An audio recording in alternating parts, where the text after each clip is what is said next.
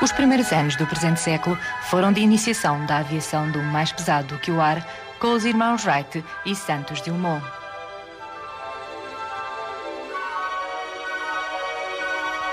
A primeira demonstração histórica de que o avião poderia transpor distâncias geográficas importantes ocorreu em 1909, com a primeira travessia aérea do Canal da Mancha pelo francês Blériot. A partir daí, desenvolveu-se e generalizou-se o interesse pelas viagens aéreas.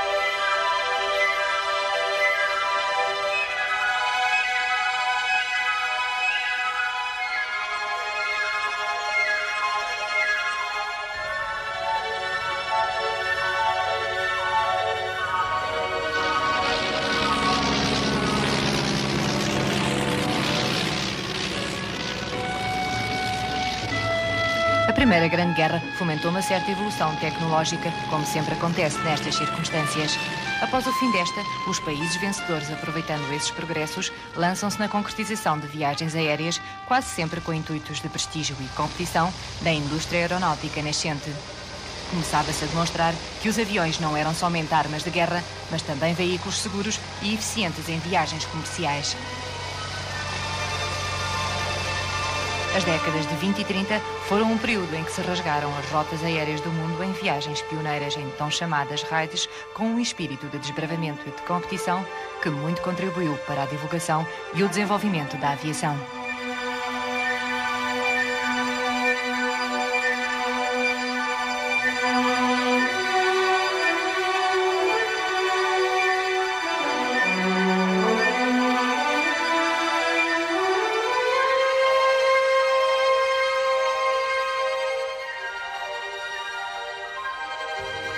Em 1924, foi realizado o primeiro raid entre Portugal e Macau por Brito Paes, Sarmento de Beires e Manuel Gouveia.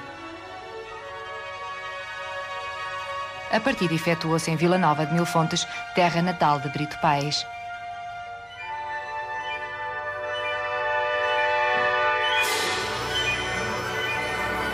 Foi utilizado um avião Breguet 14, batizado de Pátria pelo bispo de Beja, Dom José do Patrocínio Dias.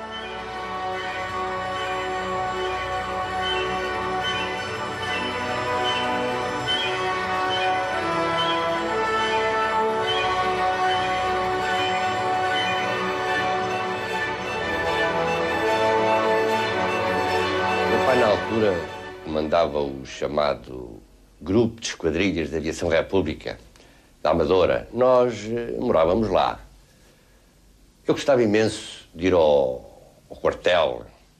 Recordo-me que, a certa altura, estive imenso tempo de cócoras a ver um trabalhador, um soldado, pintar uma cruz de Cristo na velha asa de um codron que se teria espatifado, como era hábito.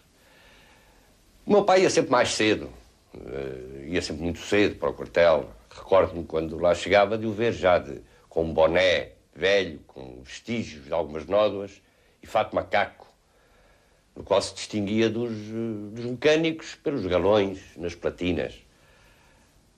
Eu ia mais tarde, muitas vezes, ia com o impedido. Chegávamos à porta das armas e o soldado impedido pedia à sentinela: dás licença que entre o filho do nosso comandante? Bah, a coisa fazia-me um bocadinho de confusão. A coisa repetiu-se e, a certa altura, ao jantar, perguntei ao meu pai, não a título de queixa, porque, evidentemente, era só para me esclarecer. Por que razão, António ou José, os impedidos eram conhecidos pelo nome próprio, não pelo número, claro.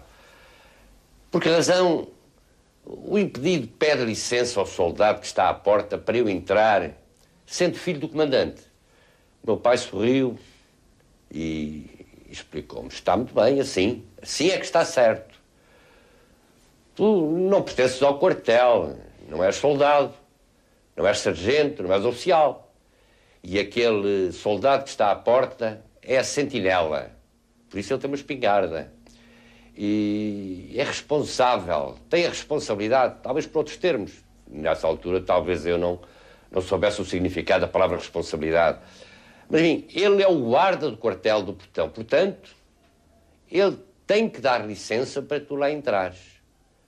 Foi certamente esta a primeira lição de disciplina militar que recebi do meu pai. Tinha eu 5 anos de idade.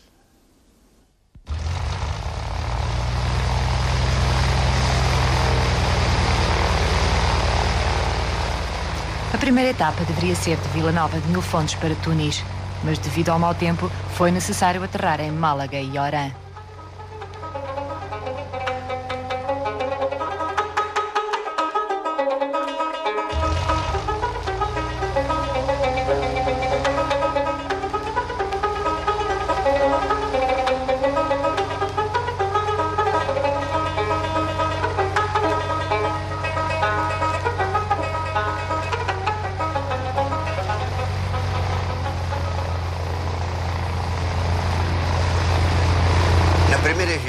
A Macau, quando estavam para atravessar o deserto da Líbia, o comandante Brito Paes chamou Gouveia e disse-lhe: Gouveia, vamos atravessar o deserto da Líbia. Se tivermos a infelicidade de aterrar, ou somos mortos pelos árabes ou morreremos de sede. Se quiser, vai de barco e encontra-se connosco depois. O tenente Manuel Gouveia, agastado, virou-se para o comandante Brito Paes e disse: meu comandante, eu sou do Porto, terra que deu nome a Portugal. E como tal, se é preciso morrer, morre-se. Antes das descolagens, o avião é sempre convenientemente inspecionado.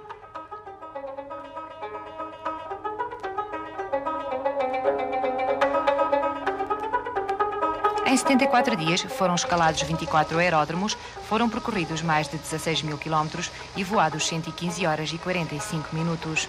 Foram encontradas dificuldades burocráticas, diplomáticas e tempestades tropicais que causaram acidentes. Depois de Karachi e já na Índia, são envolvidos numa tempestade que os obriga a uma aterragem forçada, em que uma rajada infernal, como referiu Brito Paes, atirou o avião com violência para o chão, que o deixou inutilizado.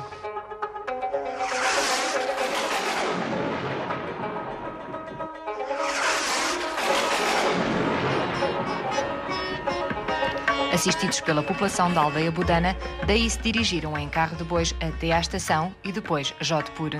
Daqui contactaram Lisboa e obtiveram autorização para comprar o avião da Havilland Nova, que substituiu o outro e que foi batizado de Pátria 2.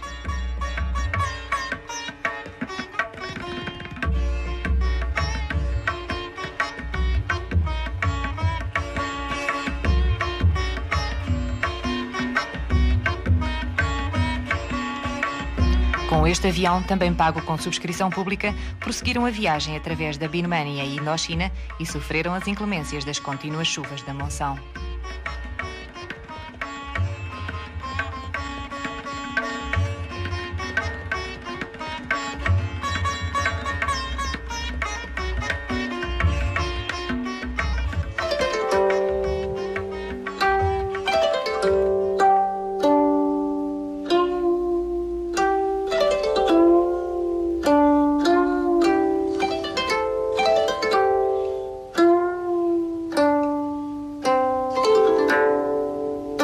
Na última etapa, e depois de terem sobrevoado Macau, onde não puderam aterrar devido à violenta tempestade, mudaram rumo para Hong Kong. Mas antes de lá chegarem, o motor começou a falhar devido à chuva intensa, obrigando a uma aterragem de emergência perto de Chunchun, num cemitério chinês. Sob chuva contínua, dirigiram-se a pé a uma estação onde apanharam o comboio para Hong Kong e daí para Macau.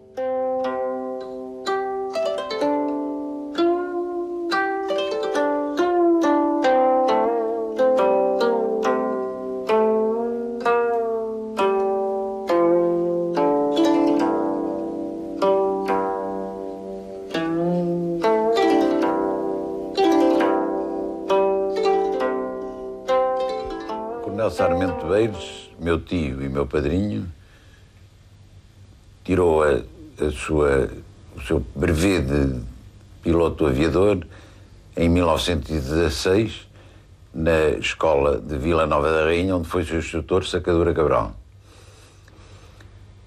Teve uma vida muito acidentada. Depois dos 12 anos, enfim, dos seus triunfos como aviador, nas suas viagens aéreas, em que naufragou por 2 vezes e teve mais 5 acidentes, em que felizmente escapou sempre, viveu depois como um príncipe na Indochina francesa, passou fome no exílio depois de se ter, enfim, revoltado politicamente em Portugal, mas, como ele dizia, preferia viver 6 meses como um príncipe e 6 meses na miséria a passar um ano na mediocridade.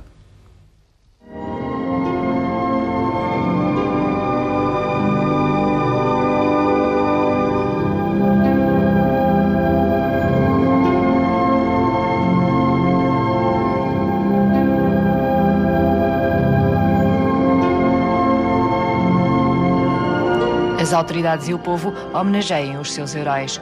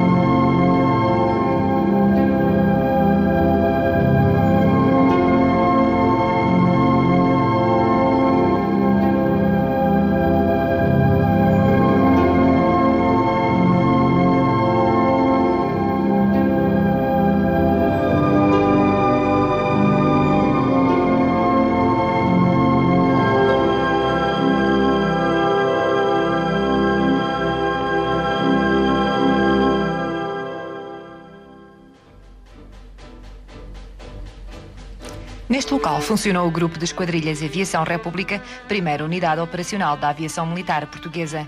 E aqui se organizaram e tiveram o seu início a maioria dos raids levados a cabo pelos pioneiros da aviação portuguesa, ligando Portugal com os seus territórios espalhados pelo mundo. Graças ao seu saber, entusiasmo, patriotismo sublime e vontade de bem servir a sua pátria, levaram a efeito uma epopeia digna de ser assinalada por um monumento que transmite aos nossos vindouros o que foi a ação dos aviadores portugueses das décadas 20 e 30 do século XX.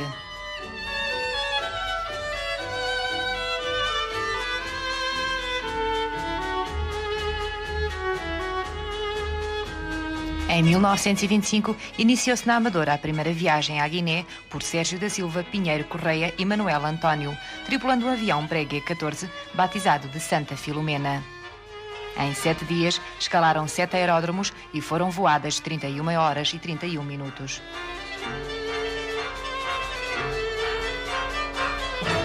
O avião tinha andado na guerra. O motor foi reparado para fazer esta viagem e foram aplicados depósitos suplementares para aumentar a autonomia.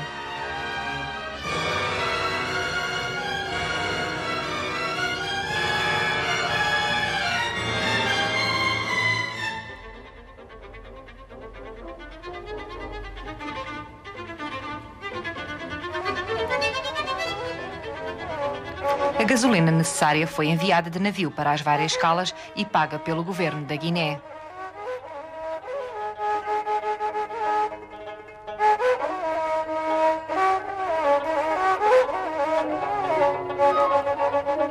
O custo total desta viagem cifrou-se em 25.020 escudos.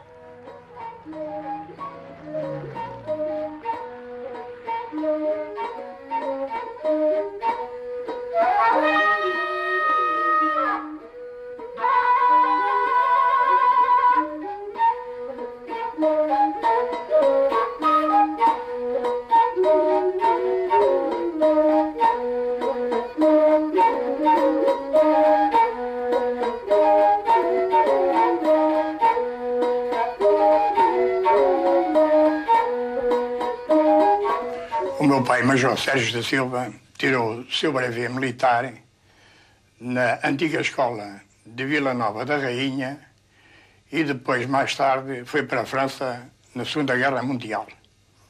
Daí regressou a Portugal e exerceu vários cargos em várias unidades militares, mas parece-me destacar como mais importante a viagem aérea que em 1925 realizou entre Lisboa e Belém num avião Breguet de tipo francês, fabrico francês, queria dizer, que se chamou Santa Filomena, e isto porque a minha mãe, devota desta santa, pediu e à tripulação para dar esse nome ao avião, convicta que a santa assim o protegeria em toda a viagem.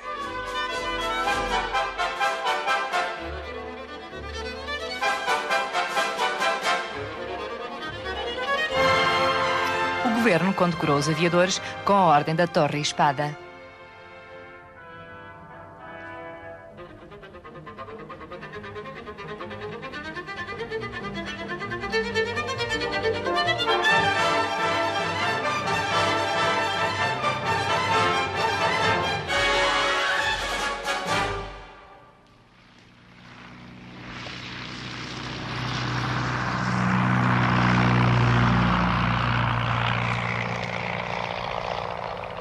Em 1928, iniciou-se o terceiro raid na Amadora com destino a Lourenço Marques.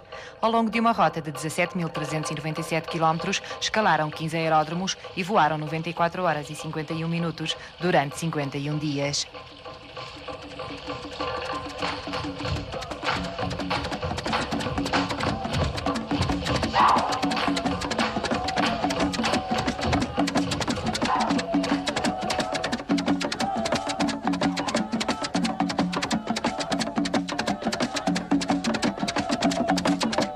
Foram utilizados 2 aviões militares para mais uma aventura, agora sobre o continente africano.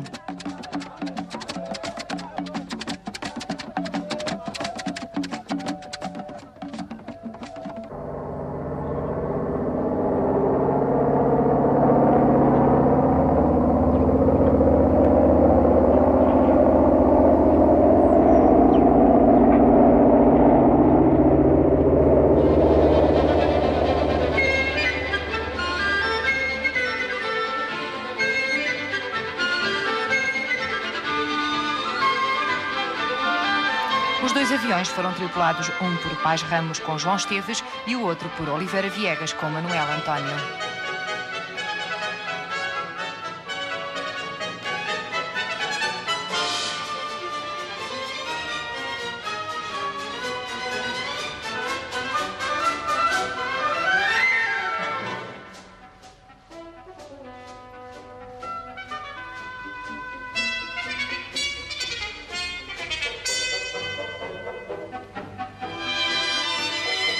No dia 5 de setembro, os 2 aviões Vickers levantaram voo aqui da Amadora rumo aos céus africanos.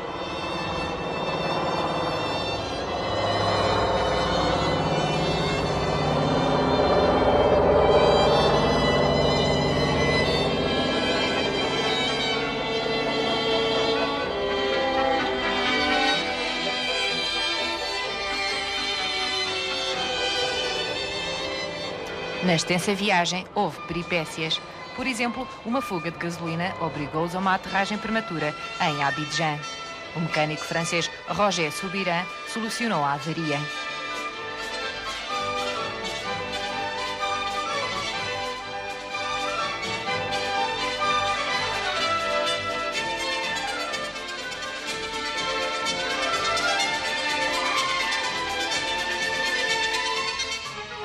Em Lagos, na Nigéria, o aeródromo local, que habitualmente era um hipódromo, estava bloqueado com obstáculos. Assim, foram obrigados a aterrar na praia, onde havia aviões, mas acidentados.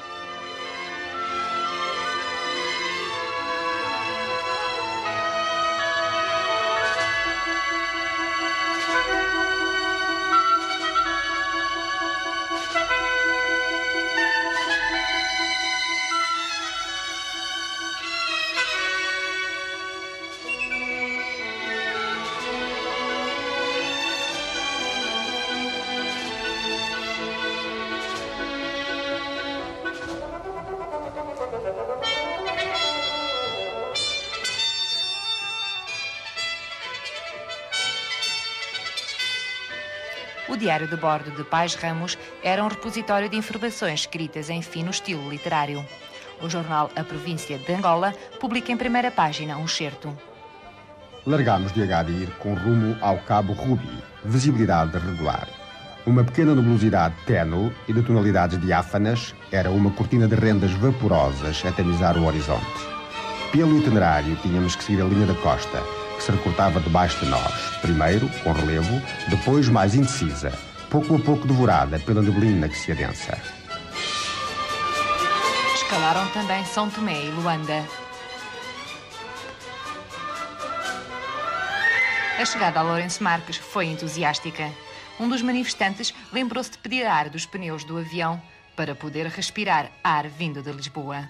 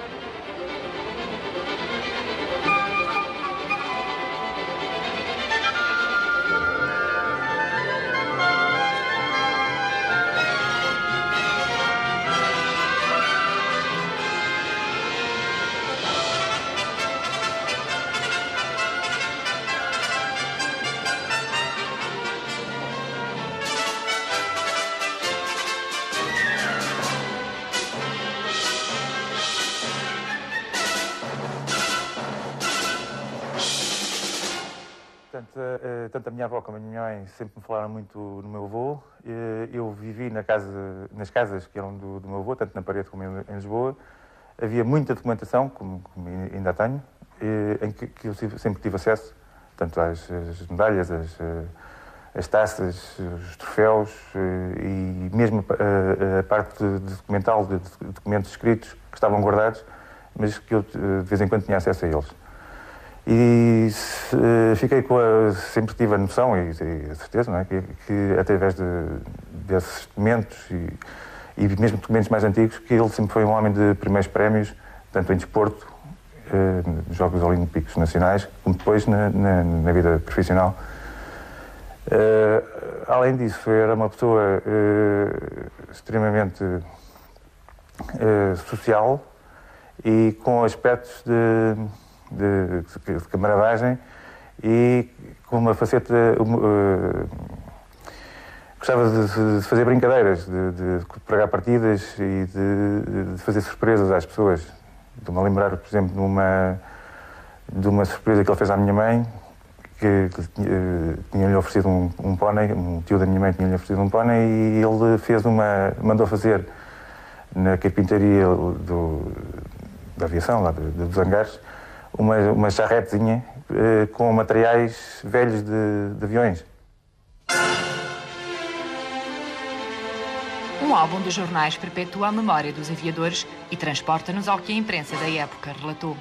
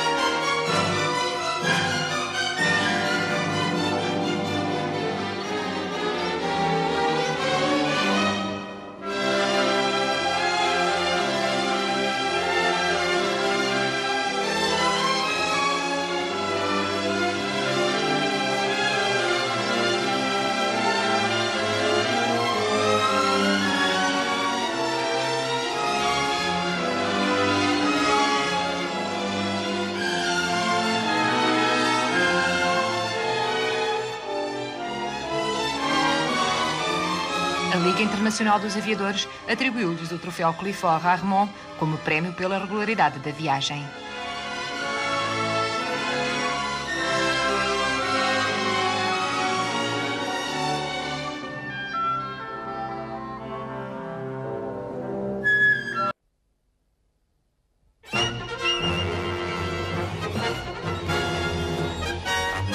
Para se poder avaliar melhor o que estas viagens implicavam na sua época de esforço e de risco, é preciso ter em conta a vulnerabilidade dos aviões deste tempo, a incipiência dos meios técnicos, a inexperiência dos pilotos nas rotas tropicais, onde ocorrem violentos fenómenos meteorológicos, e a falta de apoio aos voos.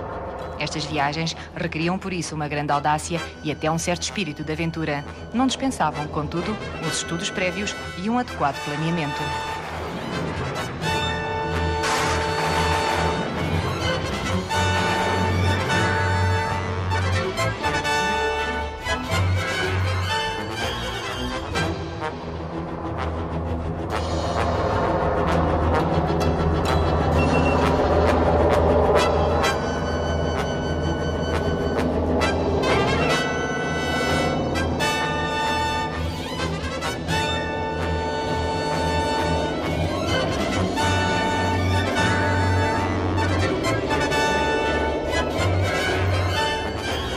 Em 1930, Moreira Cardoso e Sarmento Pimentel realizaram um raio da Goa. Partiram da Amadora a 1 de novembro e chegaram ao destino a 19 do mesmo mês.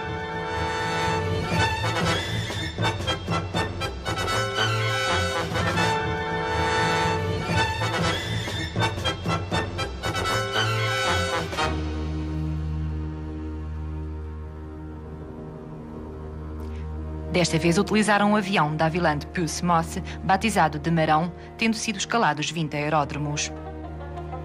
O único incidente digno de nota foi a fratura de um montante da asa esquerda em Gaza, que obrigou a uma permanência de 7 dias, aguardando um outro montante enviado de Londres.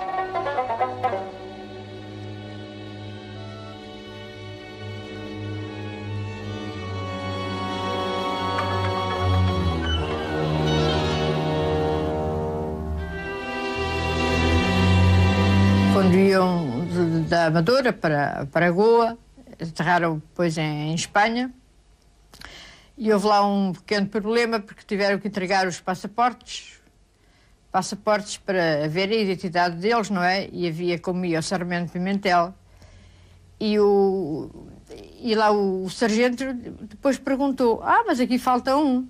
E ele disse: não, somos só nós dois, é Moreira Cardoso e Sarmento Pimentel. É porque nós julgávamos que era sargento, que era um sargento que ia convosco. Pelo êxito e regularidade desta viagem, os aviadores conquistaram também o honroso troféu Clifford Harmon e um prémio de 100 contos do Conselho de Estado da Índia.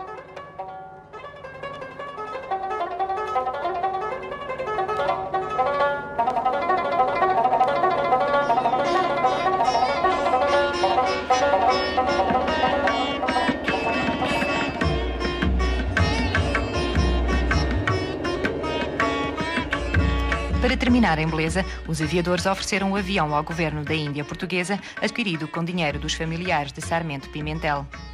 A população de Diu agradeceu aos aviadores a sua ousadia.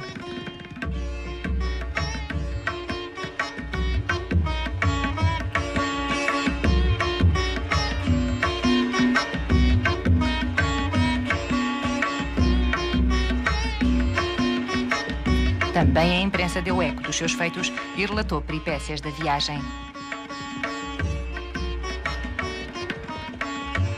Finalmente, o governo agraciou-os com a Ordem da Torre e Espada.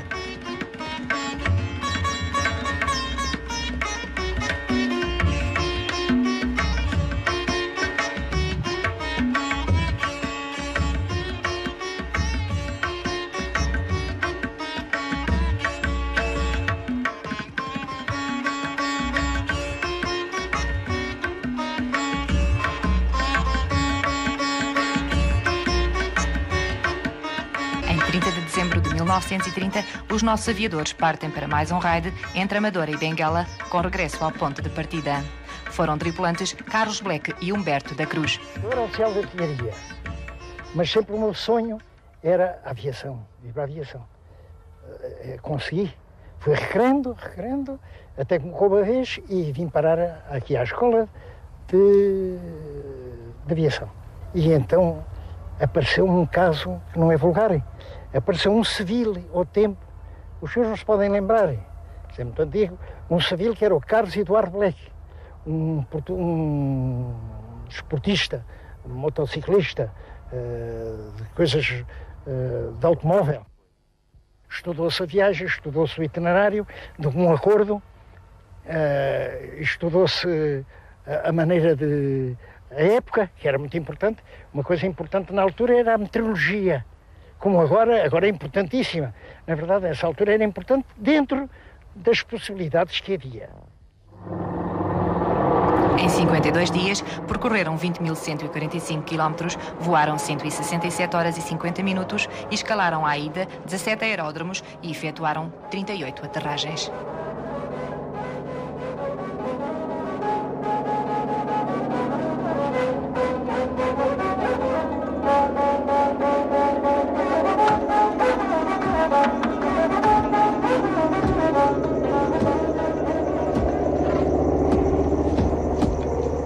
Os tripulantes realizaram um planeamento muito cuidado e foram exímios na execução. A viagem foi possível devido à iniciativa e grande entusiasmo de Carlos Black, que para isso comprou com os seus próprios meios um avião da Aviland Moth batizado de Jorge de Castilho e pagou também todas as despesas que ascenderam a 115 mil escudos.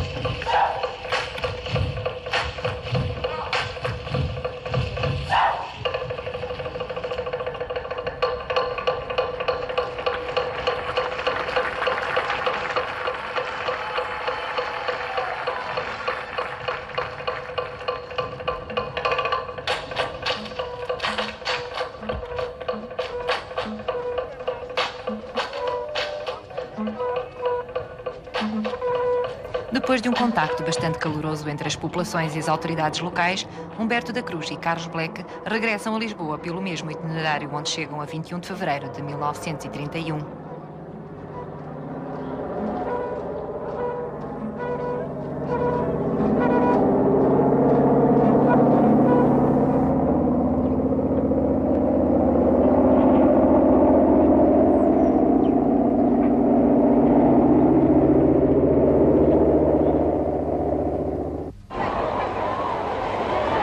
A recepção é uma verdadeira apoteose.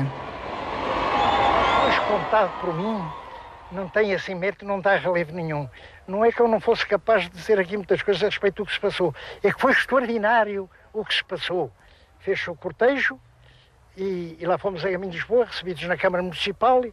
E esta viagem, como saiu limpa, digamos assim, e talvez com esse toque de 100 dispêndio para a Fazenda Nacional, caiu muito bem na alma de toda a gente.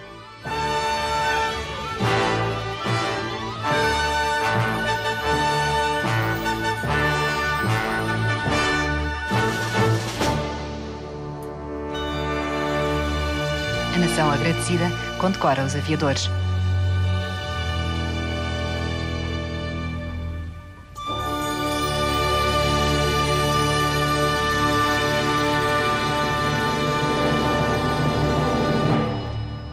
Em janeiro de 1931, quando o Marechal Italo Balbo descolava de Bulama com a sua esquadrilha de 14 aviões para atravessarem o Atlântico Sul, 2 deles sofreram acidentes à descolagem e morreram 5 tripulantes.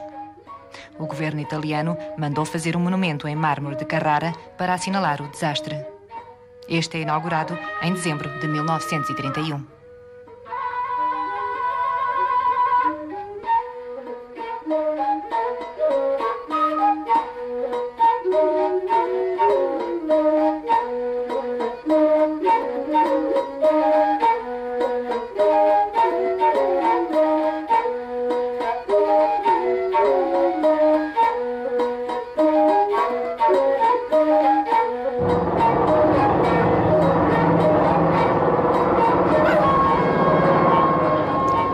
Homenagem aos aviadores italianos e em nome da aviação portuguesa, inicia-se no dia 16 de dezembro de 1931 um raid com destino a Bulama.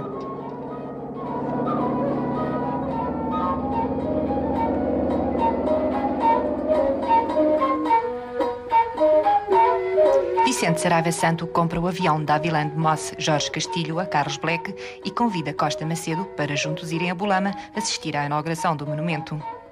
O raid efetuou-se entre 16 e 30 de dezembro, tendo percorrido 7.480 km, voado 59 horas e 5 minutos e escalaram 17 aeródromos.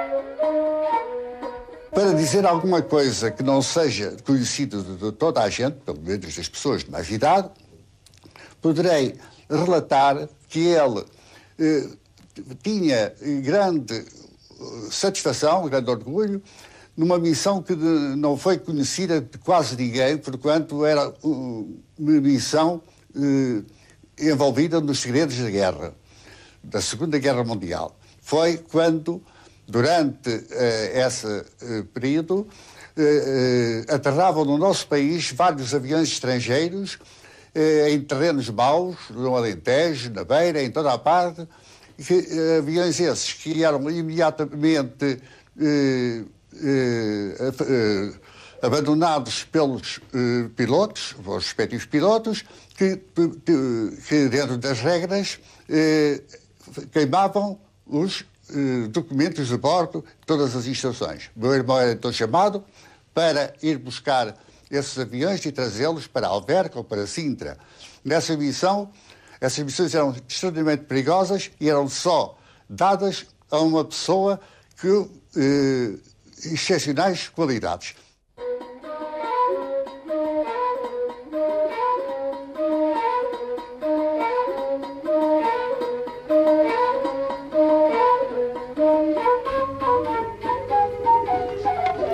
No âmbito da aviação civil, Moçambique tomou a dianteira, iniciando-se aí atividades com pilotos particulares. Um desses, Toro do Vale, verdadeiro pioneiro e impulsionador da aviação em Moçambique, realizou em 1933 uma viagem aérea do Xai-Xai para Alverca, que pode considerar-se o primeiro voo turístico português. Convidou para esta façanha o seu aluno piloto Amadeu de Araújo e utilizou um dos seus aviões Pusmos Casa 3, fazendo rota pela costa oriental da África.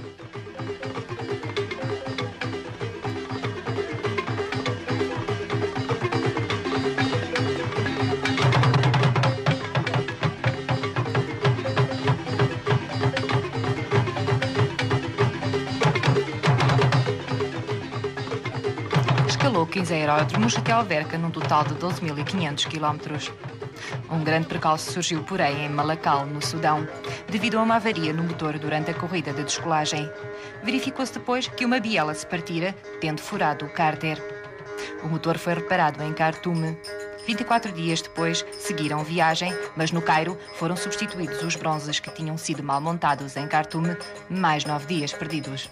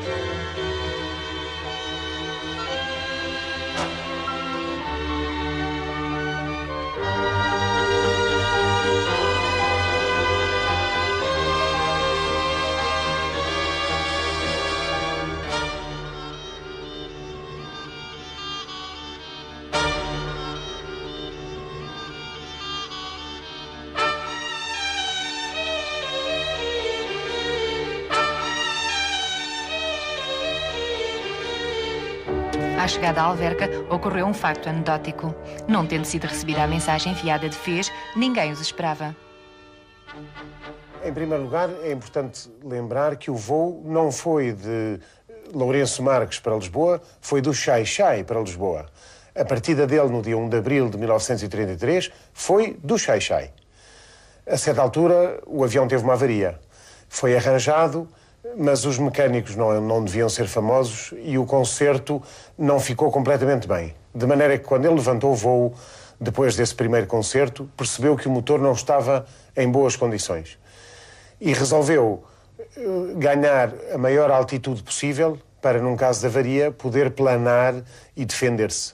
Somente que, durante este ganho de altitude, percebeu, ele e o seu aluno piloto Araújo, percebeu que os tanques de gasolina não tinham ficado bem postos e vertiam gasolina pelas torneiras. O que fazia com que, se o avião se incendiasse, quanto mais alto estivessem, mais difícil era poderem salvar-se.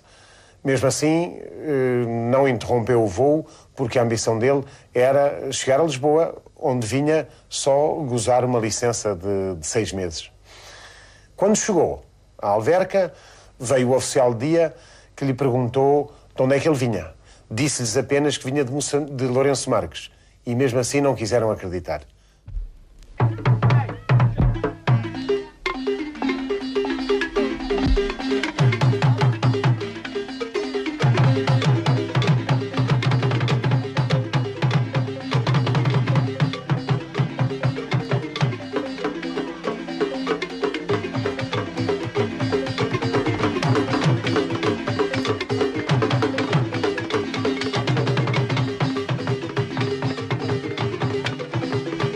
Durante uma caçada a elefantes, tropeçou em qualquer coisa, caiu numa armadilha e foi morto por um elefante quando tinha 54 anos de idade.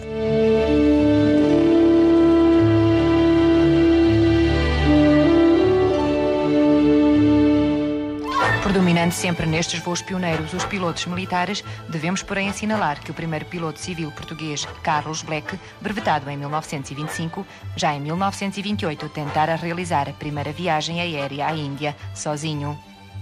Não atingiu o seu objetivo por se ter destruído o avião numa aterragem de emergência em Gaza.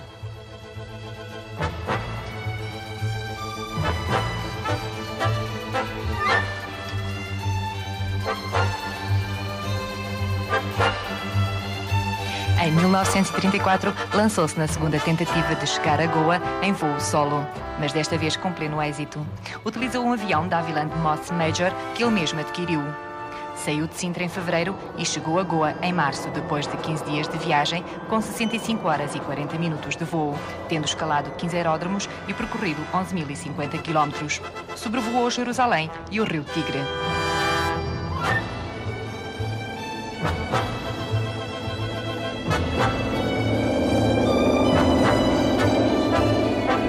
Nos céus de Goa, foi recebido pelo avião Marão, que desta vez era pilotado pelo então capitão Craveiro Lopes, que veio a ser presidente da República Portuguesa.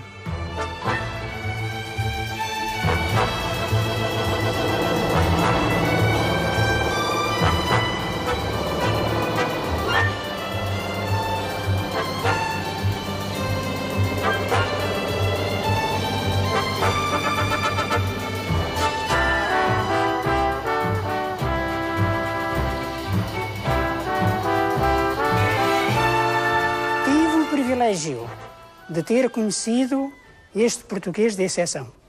Foi o primeiro piloto português civil brevetado em Portugal. Foi o proprietário do primeiro avião civil português. E teve a sua coroa de glória na viagem que fez entre Lisboa e Goa, percorrendo 11.000 quilómetros num avião pequeno, de cabine aberta e voando só, tendo só à sua conta que fazer a navegação, a pilotagem e ainda por cima não tinha quaisquer meios de comunicação, de rádio e inclusivamente para o auxiliar na navegação. O coroamento da série de grandes viagens ao Oriente viria a ser realizado nos fins de 1934 por Humberto da Cruz, acompanhado pelo mecânico Lobato, na célebre viagem da Amadora a Timor e volta. Para começar, o avião foi adquirido por subscrição nacional com a ajuda de 3 ministérios, na condição do avião reverter depois para a posse do Estado. Foi selecionado o avião da Havilland Leopard Mosse com cabine fechada. Era equipado com derivómetro, mas sem rádio, devido à falta de dinheiro. A viagem foi iniciada em 25 de outubro. Na ida, foram utilizados 14 aeródromos.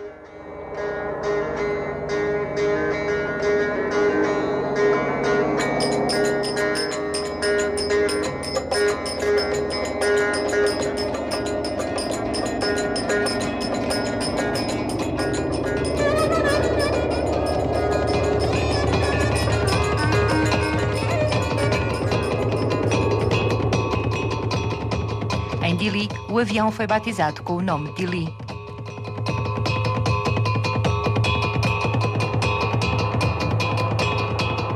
Cinco dias depois da chegada, retomam a viagem de regresso. Agora passam por Macau, onde fazem uma pequena permanência.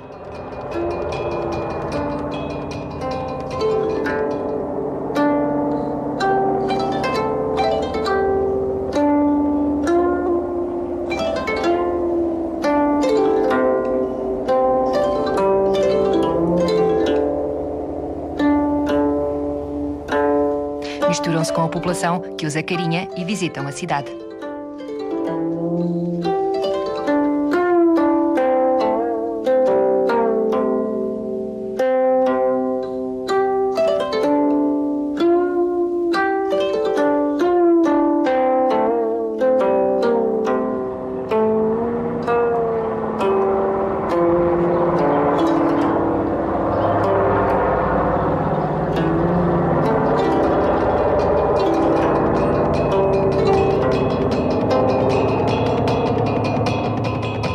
Chegam à Amadora a 21 de dezembro, depois daquele que foi um dos mais notáveis feitos da aviação na década de 30.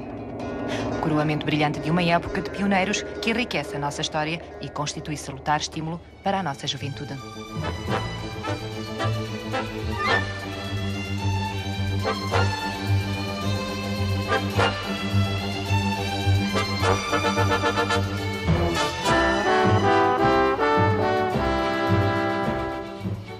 Em 14 de dezembro de 1935, iniciou-se o cruzeiro aéreo às colónias. Viagem de treino e soberania sob o comando de Cífica Duarte. A missão era constituída por 18 tripulantes, entre os quais Manuel Gouveia e Amado da Cunha. Tinha uma grande propensão para as manifestações artísticas, nomeadamente para a música e para a pintura.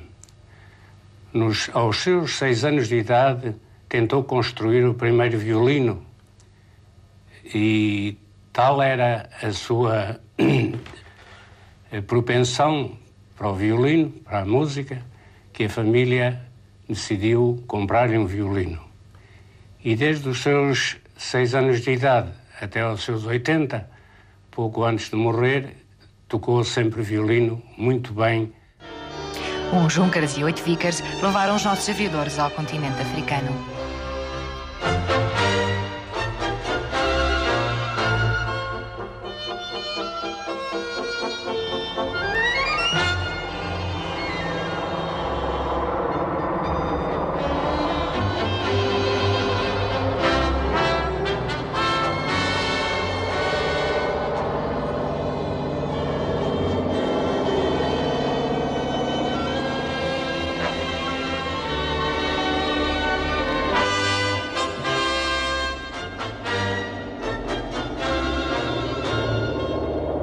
Tudo correu bem até KS, onde o avião Junkers fez uma aterragem de emergência, ficando destruído, mas os tripulantes ilesos. O raid continuou com 8 Vickers.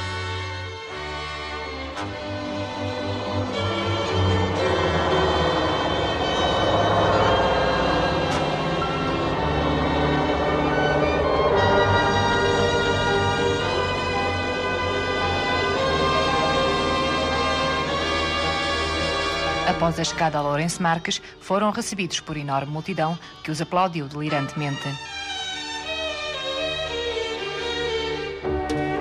Devido a problemas de saúde de vários tripulantes, motivado pelo escape livre dos motores, apenas 3 pilotos e 3 mecânicos regressaram por via aérea à Amadora.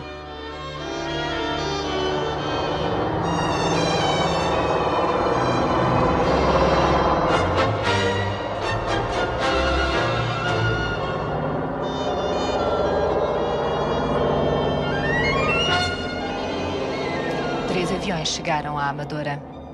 O povo e autoridades de Portugal receberam-nos entusiasticamente depois de terem percorrido mais de 30 mil quilómetros e voado 189 horas.